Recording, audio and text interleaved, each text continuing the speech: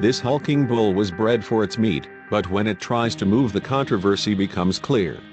The farmer had bred Belgian Blue cattle for a while, but even to him they still looked striking. After all, not only are they huge in size, but their muscle mass is off the charts.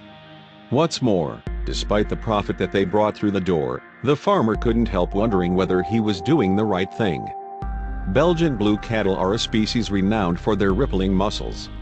It's not surprising, then, that these bovine behemoths are also known by another name, super cows. Indeed, just by looking at them, it's easy to see why. They're huge. You'd be forgiven for thinking that these animals have been dosed with steroids or growth hormones, but they haven't. They're actually the result of a selective breeding process that dates back half a century. And the cows all share a genetic condition called hyperplasia. The cattle in fact have a mutated myostatin gene, which usually restricts muscle growth. However, in hyperplasia sufferers, the gene doesn't function properly. As a result, calves born with the condition have double the amount of muscle fibers and very little body fat. Hyperplasia isn't a modern phenomenon either. The first recorded case dates back to 1808. Since then, the condition has been purposefully bred into Belgian cattle crossbred with UK Shorthorns. But this double muscling is a relatively modern practice that started properly in the 1950s. The man responsible for this phenomenon was Professor Roger Hansett, who was an employee at an artificial insemination center at the time. Through a method of diluted inbreeding, also called line breeding, the double muscling mutation was maintained. And nowadays, it's a constant feature of Belgian Blue cattle. Now you might think that keeping such muscle-bound cattle contained, especially the bulls, would be difficult. Despite their intimidating appearance, though, Belgian Blues are generally calm and even-tempered. The real question is this: why was the breed's muscle-enhancing mutation deliberately maintained? Well, there are several answers, but ultimately it comes down to an increase in food production. Since Belgian Blues produce double the amount of muscle, they also yield an increase in meat products. In fact, they can offer over 40% more consumable meat than other cattle. Additionally, since hyperplasia results in less body fat, the resulting meat cuts are leaner. And not only does it make them healthier for the consumer, according to some reports, it also makes them tastier. It's not just the cattle's meat that's of a higher quality either. You see, the cow's milk is also highly nutritious because of the large amount of protein that it contains. And while the market for Belgian Blues isn't huge, the extra produce they offer is the draw here. On the other hand, there is something of a controversy surrounding the breed. That's because Belgian Blues can suffer from some pretty serious health problems as a result of their condition.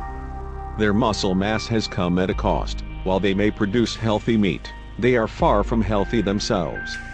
Indeed, the cattle's difficulties start at birth. To begin with, Belgian Blues have frequent birthing difficulties. Yes, as a result of the cow's added muscle mass, their birthing canals are narrower.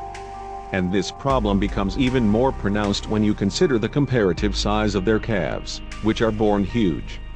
As a consequence, Belgian Blue calves are mostly delivered by C-section. And even when a calf is born, there's a chance that it might not survive. It's not just birthing that gives them trouble, though. Inbreeding has led to several health issues too. One such issue is a swollen tongue. This, you see, increases the risk of sufferers dying young, since they might have difficulty feeding or even find it impossible. Furthermore, adult cattle face their own set of problems. If you thought the cattle's massive bulk would be a strain on them, you'd be right. While looking into the Belgian Blue cattle issue, the Animal Welfare Approved AWA program found something troubling. Some specimens it witnessed were so over-muscled that they could barely move. Even if we look at healthy Belgian Blue animals, they tend to shuffle rather than walk, the AWA's audit explained. On one farm, they had a crossbreeding program. The purebred Belgian Blue bull could hardly walk across the field. The ARWA report continued in the same worrying vein. When the farmer was asked how successful he thought this animal would be at finding a mate, it went on, he replied that the bull spent his days next to the water trough, because he knows every cow has to come and get a drink. The ARWA also explained that many experts are advising breeders to steer away from purebred Belgian Blues for such reasons. And even ignoring the ethics of such a process, there are downsides for the farmers. For example, in some cases the veterinary bills alone might outweigh any potential profit from the cattle's produce. Meanwhile, although it looks unlikely that Belgian Blue breeding will end anytime soon, there has been some progress. European authorities are acknowledging that the breed has issues. Indeed, as more welfare standards are introduced, its problems are becoming more difficult to dismiss.